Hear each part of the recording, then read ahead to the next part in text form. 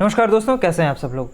देखिए, video already बहुत late हो चुकी है, तो बिना टाइम वेस्ट किए हम लोग काम को स्टार्ट करते हैं। देखिए, है क्या कि जब आप कार्बोहाइड्रेट से डील कर रहे होते हैं तो आप कुछ चीज़ें तो बहुत इजी होती हैं, लेकिन कुछ चीज़ें बहुत टफ़ हो जाती हैं इसमें। जैसे कि आप ओरिएंटेशन वगैरह पढ़ रहे होते हैं तो वो थोड़ा सा टफ़ पड़ जाता है इसमें, ठीक है। इसके अलावा जो है आप बहुत सारी रिएक्टिविटी वगैरह पढ़ रहे होते हैं। यकीन मानिए, मेरा ये दिखने में बहुत सिंपल लगती है, लेकिन थोड़ा सा अगर आप मिस्टेक कर देंगे तो ये गड़बड़ हो जाती है पूरा। इस वीडियो को मैं 3 पार्ट्स में बनाऊंगा। कार्बोहाइड्रेट्स का जो मैं वीडियोस बनाने वाला हूँ वो 3 पार्ट में बनाऊंगा। एक तो मान लीजिए मैं कार्बोहाइड्रेट्स का पूरा इंट्रोडक्शन दूंगा कि है क्या, और यकीन मानिए दोस्तों, इस वीडियो को लाने में काफ़ी लेट हो गया। ये हो गई, एंजाइम्स हो गई, ये सब जितनी मैंने रेडी करी है इतने दिन में, मुझे एक एक क्वेश्चन को छांटना पड़ा। क्वेश्चन कौन कौन से आते हैं सब पूरा ध्यान से एनालिसिस करना पड़ा उसका। तो एनालिसिस करने के बाद जो इंपॉर्टेंट चीज़ें हैं मैं सिर्फ उसको ला करके अपने पास रखने की कोशिश कर रहा हूँ आपको। और जो चीज़ें छूट जाएंगी इसमें दोस्तों, तो उसको मैं PYQ में, प्रीवियस ईयर क्वेश्चंस जो हैं, जो लॉन्ग फॉर्मेट में हो गए क्वेश्चंस, जो शॉर्ट फॉर्मेट में हो गए, उनको सॉल्व करा के आपको कंप्लीट कर दूंगा। तो आप बिल्कुल भी टेंशन मत लीजिएगा। चलिए तो फिर स्टार्ट करते हैं। पहले तो देखिए, कार्बोहाइड्रेट का जो जनरल फार्मूला होता है, राइट, जनरल फार्मूला आपको जानने की बहुत ज़्यादा ज़रूरत है कि जनरल फार्मूला इसका क्या होता है।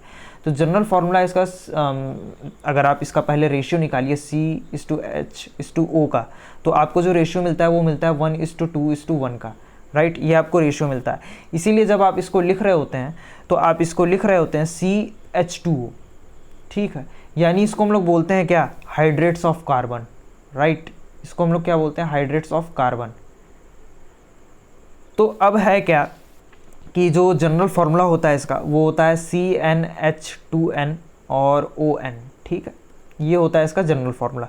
तो अगर इसकी 1 यूनिट होगी, अगर यहाँ पे हम लोग 1 रखते हैं, तो 1 यूनिट जब होगी तो इसको हम लोग बोलेंगे मोनोसैकेराइड्स, राइट। क्या बोलेंगे इसको, मोनोसैकेराइड्स।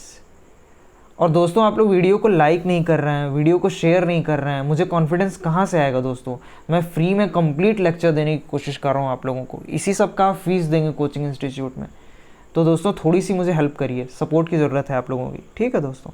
2 यूनिट अगर होगी, अगर इसकी 2 यूनिट होगी तो इसको क्या बोलेंगे, डाइसैकेराइड्स बोलेंगे, राइट। क्या बोलेंगे, डाइसैकेराइड्स। उसी तरीके से मैं अगर इसकी 3 यूनिट्स ले लूँ तो इसको हम लोग क्या बोलेंगे, 3 यूनिट्स हो गई, या फिर आप 3 से 7 यूनिट्स कह सकते हैं। 3 से 7 यूनिट्स तक जब आपकी हो जाएगी तो इसको हम लोग बोलेंगे ओलिगोसैकेराइड्स। देखिए, बहुत बेसिक सी चीज़ बता रहा हूँ अभी, लेकिन दिक्कत ये है कि आप अगर इसी चीज़ को नहीं जानेंगे तो आगे कैसे समझेंगे, ठीक। अब अगला आता है आपका पॉलीसैकेराइड्स, राइट। पॉलीसैकेराइड्स नाम ही बता रहा है कि आपका पॉलीसैकेराइड जो होने वाला है वो बहुत सारे मेनी यूनिट्स का बना होगा, बहुत सारी यूनिट्स का, ठीक है, मेनी यूनिट्स। जैसे कि आपका क्या हो सकता है, इसका बेस्ट एग्जांपल क्या हो सकता है, बेस्ट एग्जांपल हो सकता है इसका सेलुलोज, और क्या हो सकता है, काइटिन हो सकता है इसका बेस्ट एग्जांपल, ठीक है। अच्छा, अब ये हो गया, तो हम लोग अब शुरुआत करते हैं मोनोसैकेराइड्स। ये मैंने बेसिक सी चीज़ बताई है, ठीक है, कोई इसमें कोई रॉकेट साइंस नहीं है।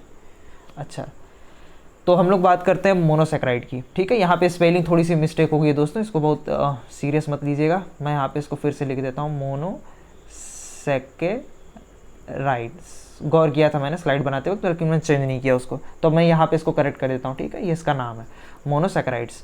तो मोनोसैकेराइड्स दोस्तों जो बनी होती है वो होती है आपकी सिंगल यूनिट की, राइट। ये होती है आपकी सिंगल यूनिट की, जैसा कि मैंने जनरल फार्मूला में आपको बताया है, ठीक है। और हो सकता है कि 3 से 7 कार्बन एटम हो, राइट। 3 से 7 इसमें क्या हो सकते हैं, कार्बन एटम। अभी मैं बना करके दिखा देता हूँ, बिल्कुल परेशान होने की ज़रूरत नहीं है। देखिए दोस्तों, मोनोसैकेराइड्स में आप लोग सबसे बेस्ट 2 जो एग्जाम्पल आप पढ़ेंगे ना, वो है आपका glucose and what is your fructose, right. Hexose sugar में पढ़ेंगे आप। तो दोस्तों, बहुत ही ज़्यादा इंपॉर्टेंट है ये। अरे भैया, ग्लूकोज को नहीं जानोगे तो फिर पूरा ग्लाइकोलिसिस नहीं समझ पाओगे।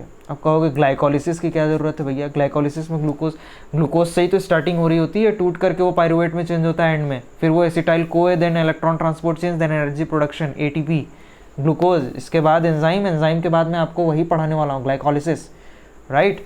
तो देखिए, ग्लूकोज को समझे रहिएगा। ये जो ग्लाइकोलिसिस अभी तक आप पढ़ते आ रहे थे ना, कि रट्टा मार लिए पूरा स्टेप और एंजाइम्स, अब इसको हम लोग केमिकली पूरा समझेंगे कि केमिकली कैसे कैसे रिएक्ट करके आपका बना रहा है, राइट। तो इसलिए मोनोसैकेराइड्स, ग्लूकोज, फ्रक्टोज स्ट्रक्चर को समझना ज़रूरी होता है, ठीक है। सिंगल यूनिट है तो 3 से 7 कार्बन एटम होगा। अब देखिए मोनोसैकेराइड्स में अगर 3 कार्बन है तो उसी फॉर्मूले में रखिए CnH2n वाले में, तो आप जब इसका फॉर्मूला रखेंगे जब 3 कार्बन होगा तो इसका जो नाम होता है उसको हम लोग क्या बोलते हैं, ट्रायोज बोलते हैं, राइट। 3 कार्बन से ट्रायोज होगा। ट्रायोज का बेस्ट एग्जाम्पल याद कर लीजिए, आया हुआ है, राइट। ये देखिए मैंने अभी एक एग्जांपल दिया था ना आपको, ग्लाइकोलिसिस। तो ट्रायोज का जो एग्जांपल होता है वो क्या होता है, ग्लिसरल्डिहाइड। क्या होता है, ग्लिसरल्डिहाइड। ग्लिसरल्डिहाइड कहाँ आएगा भैया, तो ग्लाइकोलिसिस में। For a while you trust me, right, what ever I am saying is correct. क्योंकि अभी आप नहीं जान रहे हैं तो कोई बात, अगर आप जान रहे हैं तो बहुत अच्छी बात है। ग्लाइकोलाइसिस, ठीक है, ग्लाइकोलिसिस। तो जब आप ग्लाइकोलिसिस पढ़ रहे होते हैं तो उसमें आप देखते हैं कि स्टेप आता है डाईहाइड्रोक्सी एसीटोन फॉस्फेट और ग्लिसरल्डिहाइड 3 फॉस्फेट। तो 3 फॉस्फेट को अभी हटा दीजिए, लेकिन ग्लिसरल्डिहाइड जो होता है ना वो आपका यही होता है, ट्रायोज शुगर, राइट। तो अगर 3 कार्बन हो मोनोसैकेराइड में तो उसको हम लोग ट्रायोज बोल रहे होते हैं। उसका बेस्ट एग्जांपल क्या है, ग्लिसरल्डिहाइड। और अगर 4 कार्बन हो तो उसको क्या बोलेंगे, टेट्रोज बोलेंगे। क्या बोलेंगे, टेट्रोज। क्योंकि भैया 4 कार्बन है तो आपको नाम ही से पता चल रहा होगा। तो जनरल फार्मूला रखेंगे इसका तो क्या बनेगा, C4H8O4, राइट, C4H8O4। अब आप फॉर्मूला रखते रहिएगा, मैं इसको नहीं लिखूंगा, ठीक है। CnH2n में आप रखते रहिएगा। मैं इसका एग्जांपल दे देता हूं जिससे सवाल बहुत आए हुए हैं, राइट। तो 4 कार्बन से एग्जांपल क्या होगा, तो इराइथ्रोज होगा। क्या होगा, इराइथ्रोज, राइट। इतनी सी बात आपको समझ में आ गई होगी। फिर 4 कार्बन हो गया तो अब 5 कार्बन को ऑब्वियस सी बात है हम लोग पेंटोज बोलेंगे।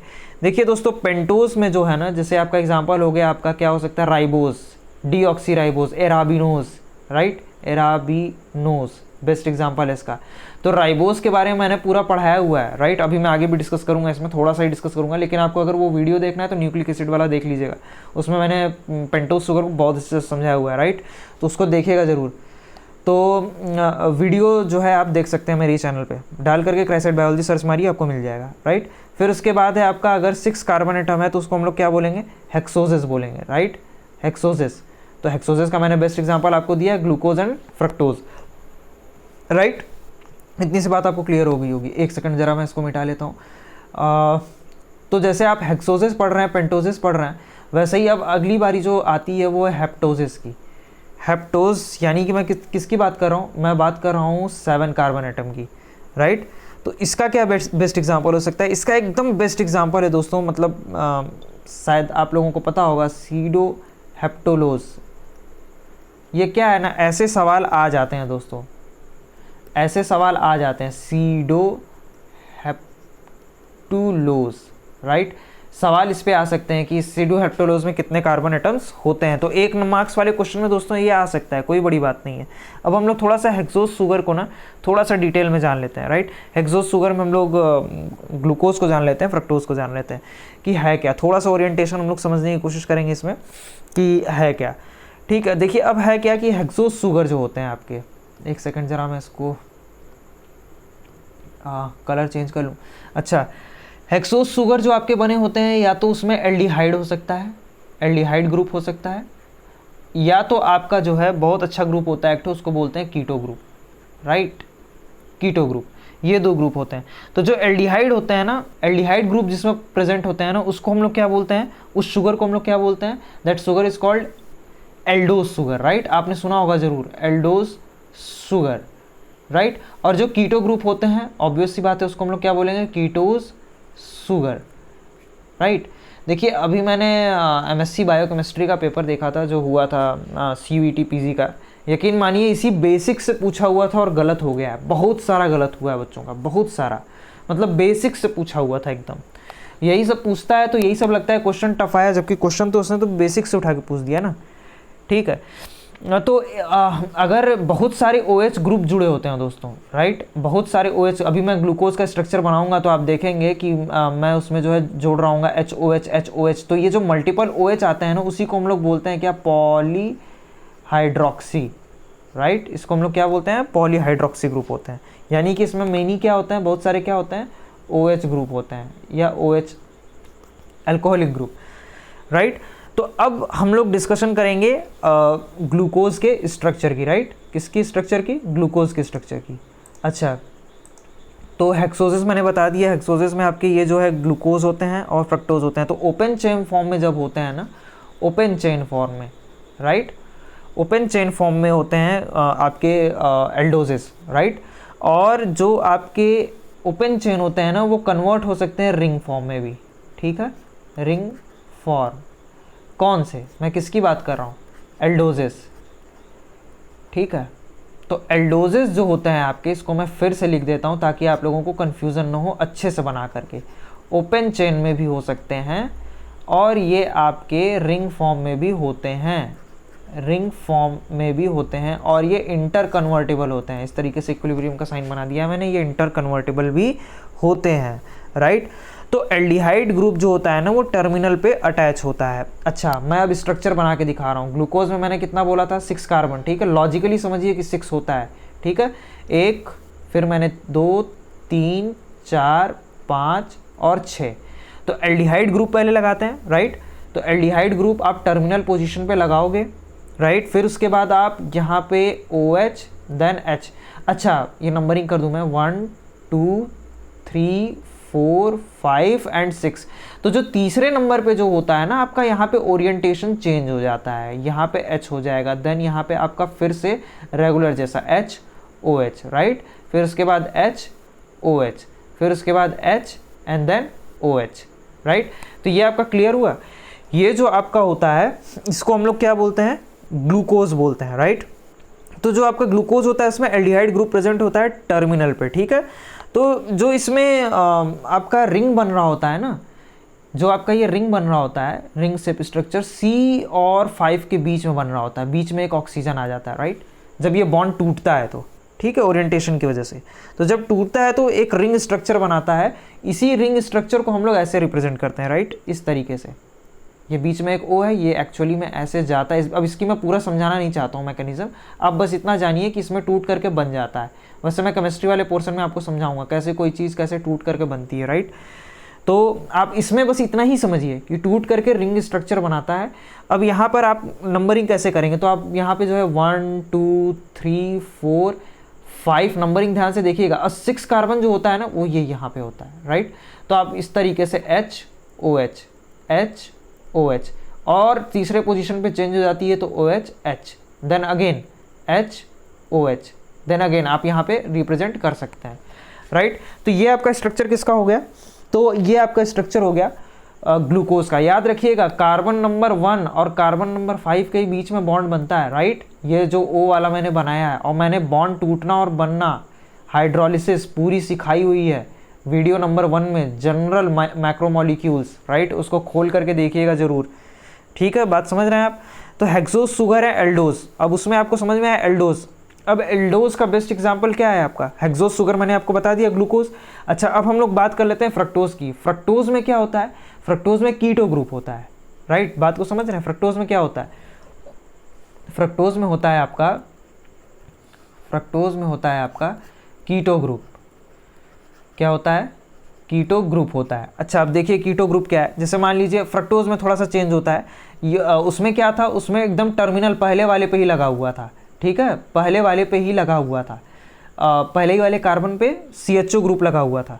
लेकिन अब जब आप फ्रक्टोज की बात कर रहे होते हैं तो ये दूसरे कार्बन पे ओरिएंटेशन होता है इसका। देखिए मैं समझाने की कोशिश करता हूँ आपको। पहले आप कार्बन पूरे 6 लिख लीजिए, 1, 2, 3, 4, 5 और एक ये 6।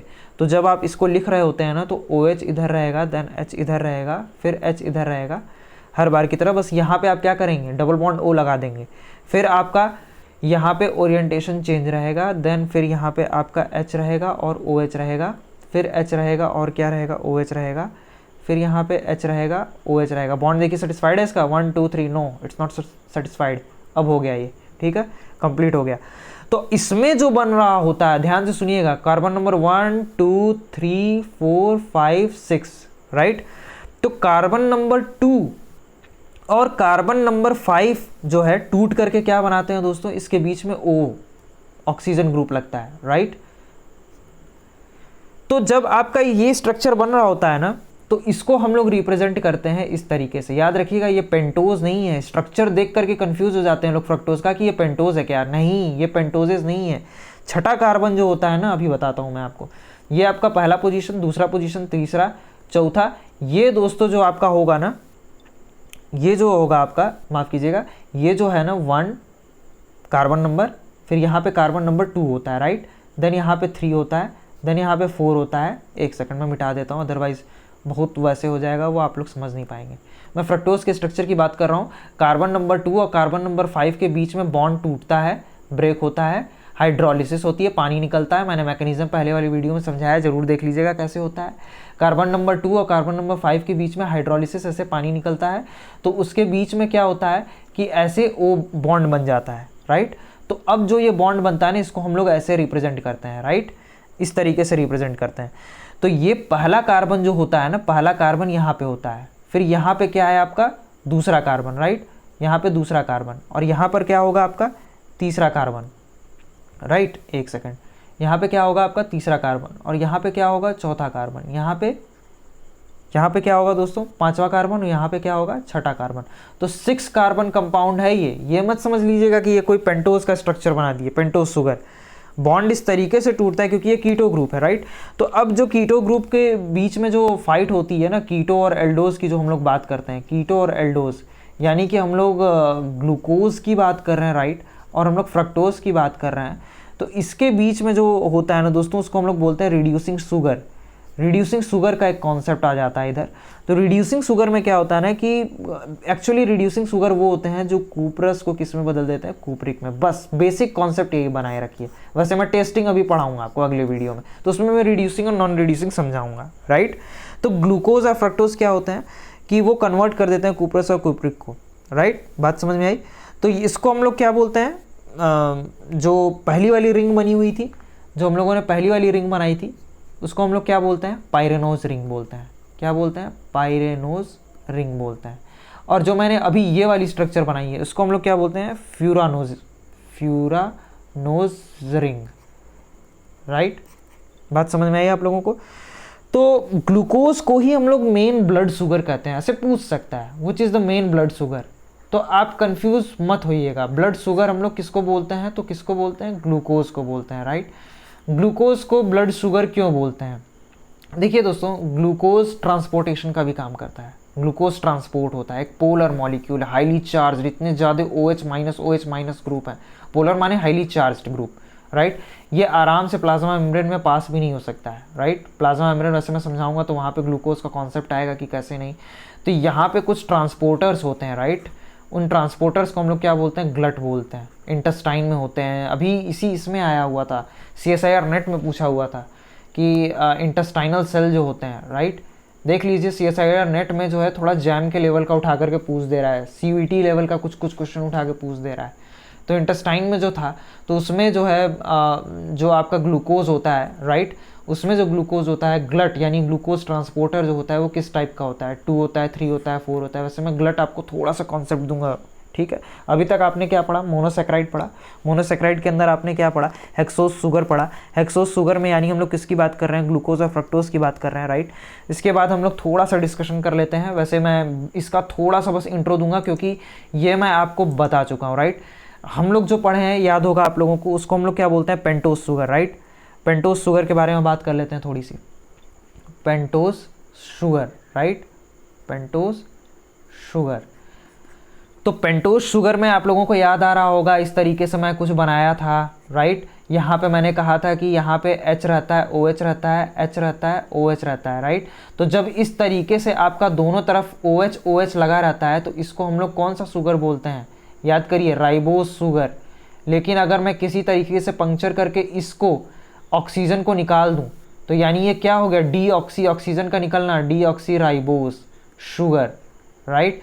तो राइबोज शुगर जो होता है यही चल करके क्या बनाता है आपका RNA, ribo nucleic acid. Pentose sugar क्या करते हैं, बेसिकली न्यूक्लिक एसिड को बनाने का काम करते हैं, न्यूक्लिक एसिड, राइट। याद है। इसके बाद हम लोग ले आकर के यहाँ पे पहले तो आप लोगों ने अगर वो वीडियो नहीं देखी है तो जाकर के देखिए, न्यूक्लिक एसिड वाली, right, deoxy ribose sugar, right. फिर उसके बाद ये डीऑक्सी राइबोज क्या बनाता है, तो DNA चल करके बनाता है, राइट। इतना कॉन्सेप्ट आप लोगों का क्लियर हो गया होगा। तो मैं अब आगे बढ़ता हूँ, जिसका नाम है डाइसैकेराइड्स, राइट।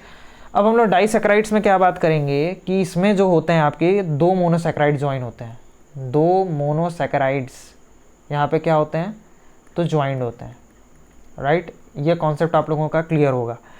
और किससे ज्वाइन होते हैं, तो मैंने सबसे पहली वाली वीडियो में बताया था ये बात कि ग्लाइकोसिडिक बॉन्ड से होते हैं, राइट। ग्लाइकोसिडिक बॉन्ड क्या होता है, याद रखिए, कोई भी दो मॉलिक्यूल आकर के जुड़ रहे होते हैं तो अपने साथ हमेशा पानी निकाल रहे होते हैं, वाटर। तो जब वाटर का रिलीज हो रहा होता है कुछ ना कुछ बॉन्ड बना रहे होते हैं। इसी तरीके से दो मोनोसैकेराइड जब जुड़ रहे होते हैं तो ग्लाइकोसिडिक बॉन्ड का फॉर्मेशन करते हैं। इसी तरीके से प्रोटीन्स में चले जाइए तो अमीनो एसिड जब जुड़ रहे थे, अमीनो एसिड्स जब जुड़ रहे थे, amino acid plus amino acid जब जुड़ रहे थे तो ये हमें क्या दे रहे थे, तो पेप्टाइड बॉन्ड दे रहे थे। सिमिलरली दो मोनोसैकेराइड जुड़ रहे हैं तो क्या दे रहे हैं, हम लोगों को क्या दे रहे हैं, ग्लाइकोसिडिक बॉन्ड देते हैं। इस तरीके से बनता है, इस तरीके से बना के दिखा दूं, अदरवाइज आप लोगों को थोड़ा सा प्रॉब्लम होगा समझने में, ठीक है। 1 2 3 4 5 and then here is a 6 carbon, right. तो इसके बीच में इस तरीके से बनता था, याद करिए, मैंने बताया है इस चीज़ को। फिर इस तरीके से बॉन्ड आता है, थोड़ा सा ओरिएंटेशन गड़बड़ हो गया है दोस्तों, डायग्राम थोड़ा सा सही नहीं बना है, आप लोग समझ रहे होंगे। दो यहाँ पे क्या है, दो ठो हेक्सोस शुगर है, राइट। तो इसमें आकर के जुड़े हुए, तो एल्डिहाइड ग्रुप जब ज्वाइन हो रहा होता है ना, तो अच्छा ये अब नंबरिंग पे आप ध्यान दीजिए, बाकी और जगह देने की जरूरत नहीं है ध्यान। 1 यहाँ पे 1 2 3 4 5 और 6, तो ये पहला वाला ना चौथे वाले कार्बन के साथ क्या है, अटैच्ड है। तो जब पहला वाला चौथे कार्बन के साथ अटैच्ड है तो इसको हम लोग क्या बोलते हैं, 1,4 glycosidic bond, right, glycosidic bond, ठीक है, बात समझ में आई। इसको हम लोग 1,4 ग्लाइकोसाइडिक बॉन्ड बोलते हैं। तो जो इसका बेस्ट एग्जांपल है, इसका एग्जांपल क्या है, तो ये है आपका माल्टोज, राइट। माल्टोज शुगर जो होता है ये आपका बेस्ट एग्जांपल है, ठीक है, डाइसैकेराइड का। इसमें दो ग्लूकोज मॉलिक्यूल आकर के जुड़े हैं, राइट। तो जब दो ग्लूकोज मॉलिक्यूल आकर के जुड़ेंगे तो उसको हम लोग क्या बोलेंगे, माल्टोज। अच्छा, एक ग्लूकोज जुड़े प्लस एक फ्रक्टोज जुड़े तो उसको क्या बोलेंगे हम लोग, एक ग्लूकोज और एक फ्रक्टोज जुड़ेगा तो उसको हम लोग क्या बोलेंगे, सुक्रोज बोलेंगे, राइट। क्या बोलेंगे, सुक्रोज। अरे भैया, दो यहाँ पे ग्लूकोज मॉलिक्यूल आकर के जुड़े तो हम लोग उसको क्या बोले, उसको हम लोग माल्टोज बोले। अगर एक ग्लूकोज और एक फ्रक्टोज आकर के जुड़ेगा तो उसको क्या बोलेंगे, सुक्रोज बोलेंगे। उसी तरीके से सिमिलरली इसका एक और बेस्ट एग्जांपल होता है डाइसैकेराइड का, वो होता है आपका लैक्टोज। लैक्टोज में क्या होता है, ग्लूकोज होता है, ठीक है, ग्लूकोज प्लस गैलेक्टोज। गैलेक्टोज कुछ ज़्यादा याद रखने की ज़रूरत नहीं है, बस यही सब याद रखिए, इस तरीके से बनाइए और लिखिए। इसको क्या बोलते हैं हम लोग, ग्लूकोज प्लस गैलेक्टोज होगा तो आपका क्या होगा, लैक्टोज, राइट। मैं फिर से लिख देता हूँ, ग्लूकोज प्लस गैलेक्टोज क्या दे रहा है, लैक्टोज दे रहा है आपको। और ग्लूकोज प्लस ग्लूकोज यानी ग्लूकोज और ग्लूकोज जब ज्वाइन हो एक दूसरे से ग्लाइकोसाइडिक बॉन्ड के साथ तो वो क्या देता है, माल्टोज देता है, राइट। और फिर आपका तीसरा क्या था, याद करिए, जब आपका ग्लूकोज हो प्लस में क्या हो, फ्रक्टोज हो, तो ये आपका क्या बना रहा होता है, सुक्रोज बना रहा होता है, राइट। अभी मैं टेस्टिंग में भी मैं आपको बहुत सारी चीज़ें बताऊंगा, ठीक है। फिर कुछ होते हैं दोस्तों, मैं डाइसैकेराइड्स में सोच नहीं रहा था डिस्कस करने की, लेकिन ट्राइसैकेराइड्स भी होते हैं, ठीक है, ट्राइसैकेराइड का बेस्ट एग्जांपल क्या है, रैफिनोज, राइट। क्या एग्जांपल है इसका, रैफिनोज। ये किसका बना होता है, 3 यूनिट है ना, तो क्या क्या होंगे 3 यूनिट, ग्लूकोज होगा, राइट, ग्लूकोज होगा, फिर आपका फ्रक्टोज होगा, फिर आपका क्या होगा, गैलेक्टोज होगा, राइट। कॉन्सेप्ट क्लियर हो गया होगा आपका। 3 है तो ये पाया कहाँ जाता है, एग्जाम्पल इसका जान लीजिए, फाउंड इन शुगर मीट और किसमें, कॉफ़ी में। बात समझ में आई। चलिए, तो अब हम लोग बात करते हैं कि हम लोगों ने मोनोसैकेराइड्स की बात कर ली, हम लोगों ने डाइसैकेराइड्स की बात कर ली, अब हम लोग बात करते हैं पॉलीसैकेराइड्स की, राइट। पॉलीसैकेराइड्स में क्या होते हैं, अब देखिए, अब मोनो यूनिट के बेसिस पे इनको क्लासिफाई किया, तो भाई बहुत सारे यूनिट के बने होंगे ना, तो मोनो यूनिट हो सकते हैं यानी सेम तरीके के, या फिर अलग अलग भी हो सकते हैं। तो आपके on the basis of mono units, right, क्या होता है, मोनो यूनिट्स। कैसे कैसे क्लासिफाइड हैं ये, तो ये आपके क्लासिफाइड हैं होमो पॉलीसैकेराइड्स में, होमो पॉलीसैकेराइड्स में, राइट। और ये किस में क्लासिफाइड है, तो हेटेरो पॉलीसैकेराइड्स में, हेटेरो पॉलीसैकेराइड्स। तो होमो पॉलीसैकेराइड्स जो होते हैं ना वो मतलब सेम यूनिट के बने होते हैं, नाम ही बता रहा है सेम यूनिट। और ये किसके बने होते हैं, तो ये बने होते हैं आपके डिफरेंट यूनिट्स के, डिफरेंट यूनिट्स। तो जो होमो पॉलीसैकेराइड का बेस्ट एग्जांपल हो जाता है वो होता है दोस्तों, एग्जांपल ऐसे लिख लीजिए, एग्जांपल इसके क्या हो सकते हैं, तो सेल्यूलोज, राइट। और इसका क्या एग्जांपल हो सकता है, हेमीसेल्यूलोज, हेमीसेल्यूलोज, राइट। और क्या एग्जांपल हो सकता है इसका, जरा सोचिए क्या हो सकता है। हेमीसेल्यूलोज किसके किसके मिलकर के बने होते हैं, तो हेमीसेल्यूलोज आपके फ्रक्टोज के बने होते हैं, ठीक है, जाइलोज के बने होते हैं, डिफरेंट चाहिए रहते हैं ना। तो जैसे आपके हेमीसेल्यूलोज को अगर आपको बनाना है तो फ्रक्टोज, राइट, फिर प्लस में आपका क्या ले सकते हैं, और क्या ले सकते हैं, एराबिनोज ले लीजिए, ठीक है। ये सब क्या होते हैं आपके हेमीसेल्यूलोज बनाते हैं। तो हेट्रो यानी कि दो अलग, इसमें सेल्यूलोज है, सेल्यूलोज मैंने पीछे बना करके दिखाया था आपको, ठीक है, सेम यूनिट के बने होते हैं, राइट। अच्छा, अब कुछ फंक्शन के भी बेसिस पर क्लासीफाई होते हैं, ठीक है। अगर हम लोग फंक्शन, अच्छा यूनिट्स के बेसिस पे तो क्लासीफाई हो गया ना, on the basis of mono units, homo polysaccharides and hetero polysaccharides. अच्छा, अब मैं बात करूं कि आपको इसको क्लासीफाई करना है फंक्शन के बेसिस पे, राइट। तो फंक्शन के बेसिस पे जब आप इसको क्लासीफाई करते हैं तो क्या क्या हो जाते हैं, storage polysaccharides, right, storage polysaccharides, right. और क्या होते हैं आपके, तो structural polysaccharides, structural polysaccharides. Concept clear हुआ। तो इसमें क्या होता है कि इसको हम लोग बोलते हैं stored carbohydrate, stored carbohydrate, stored carbohydrate यानी कि आपका एग्जाम्पल क्या हो गया, स्टार्च। और अगर आपका स्ट्रक्चरल पॉली, और एक आपका क्या होता है स्ट्रक्चरल पॉलीसैकेराइड, तो एक स्टोरेज हो गया, एक स्ट्रक्चरल, इसका क्या है स्टोर्ड का यानी कि स्टार्च। तो हम लोग जो स्टोरेज पॉलीसैकेराइड है ना, जिसका एग्जाम्पल स्टार्च, उसको हम लोग थोड़ा सा डिटेल में डिस्कशन करते हैं, राइट, बात को समझिएगा। अब हम लोग स्टार्च की बात करते हैं। अब देखिए यहाँ से थोड़ा सा ध्यान से सुनिएगा, स्टार्च क्या होता है, स्टोरेज पॉलीसैकेराइड होता है, होमो पॉलीसैकेराइड जो कि ग्लूकोज, ठीक है। अच्छा, स्टार्च जो होता है ना वो आपका, ये इसको स्टार मार्क लगाइए और इसको ध्यान से लिखिएगा, क्या क्या किसका बना होता है, एमाइलोज, और किसका बना होता है, एमाइलोपेक्टिन, राइट, एमाइलोपेक्टिन। बात समझ में आई। ये कितने के बने होते हैं, तो लगभग 200 क्या ग्लूकोज मॉलिक्यूल, सोच लीजिए कितना ज़्यादा है, ठीक है। और एमाइलोपेक्टिन जो होता है वो लगभग 2000 से लेकर के 200 से लेकर के 2000 तक, क्या एमाइलोपेक्टिन यानी कि ग्लूकोज मॉलिक्यूल से बना होता है। बात समझ में आई दोस्तों।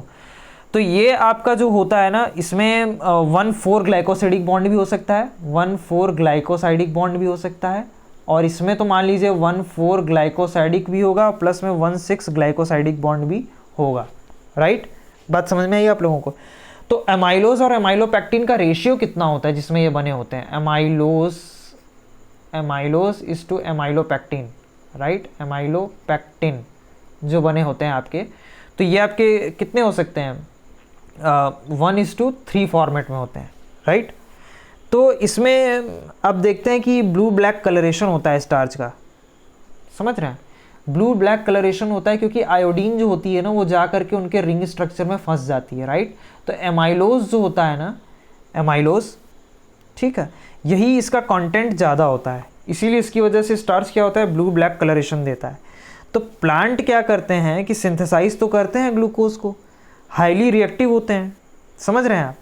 तो देखिए वो कन्वर्ट कर देते हैं सुक्रोज, ग्लूकोज को सुक्रोज में, राइट, जो कि एक नॉन रिड्यूसिंग शुगर है। बात समझ में आई।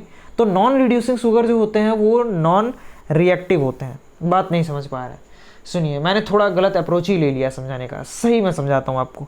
प्लांट क्या करते हैं कि सिंथेसाइज करते हैं कार्बोहाइड्रेट को एज ए ग्लूकोज, बात को समझिएगा, प्लांट सिंथेसाइज करते हैं क्या, carbohydrate in the form of glucose, जो कि क्या होता है कि हाईली रिएक्टिव होता है।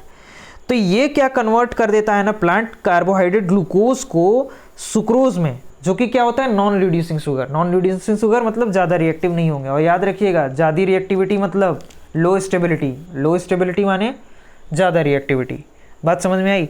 तो ये था आपका एग्जाम्पल क्या, स्टार्च। स्टार्च की तरह सिमिलरली एक और एग्जाम्पल होता है जिसको हम लोग बोलते हैं सेल्यूलोज, राइट। ये सेल्यूलोज भी किसका बना होता है, तो मल्टीपल यूनिट्स का बना होता है, राइट। इसमें मैंने आपको सिर्फ और सिर्फ दिया है बेसिक इंट्रोडक्शन, बाकी और कुछ समझने की जरूरत नहीं है इसमें से। बेसिक स्ट्रक्चर समझ जाएंगे तो समझ में आ जाएगा। अगला जो वीडियो आएगा जो कि ओरिएंटेशन पे होगा, जिससे सवाल आते हैं, ठीक है, एनेंशियोमर्स हो गया, डायस्टोनिमर्स हो गया, D&L कॉन्फ़िगरेशन हो गया, राइट। उससे आपको चीज़ें समझनी है, क्योंकि भाई IIT का एग्जाम है तो टेक्निकल क्वेश्चंस तो पूछेंगे ये लोग, ठीक है। तो इसमें अब सेलुलोज में कुछ मत जानिए। सेलुलोज में बस एक सवाल आया हुआ था कि carboxy methyl cellulose, right. Cellulose का एक एग्जाम्पल, एक क्वेश्चन आया था कि which one of the following is used for making ice creams. तो याद रखिएगा कौन सा होगा, कार्बोक्सी। वैसे मैं क्वेश्चन आपको सॉल्व कराऊंगा, टेंशन मत लीजिए। Carboxy methyl cellulose, carboxy methyl cellulose, right. तो दोस्तों इसके अलावा काइटिन भी है बेस्ट एग्जाम्पल, लेकिन काइटिन को मैं अलग से फंगस में डिस्कशन करूंगा, राइट। तो दोस्तों ये थी वीडियो कार्बोहाइड्रेट्स के ऊपर। वीडियो को आप लोग दोस्तों पता नहीं क्यों समझ में नहीं आ रहा है, आप लोग लाइक नहीं कर रहे हैं, मेहनत बहुत लग रही है। आप देख रहे होंगे इस बार थोड़ा सा मैंने गैप ज़्यादा ले लिया। गैप एक तो थोड़ी सी नेटवर्क कनेक्टिविटी भी थी कि अपलोड नहीं कर पा रहा था मैं वीडियोज़ को बैक टू बैक।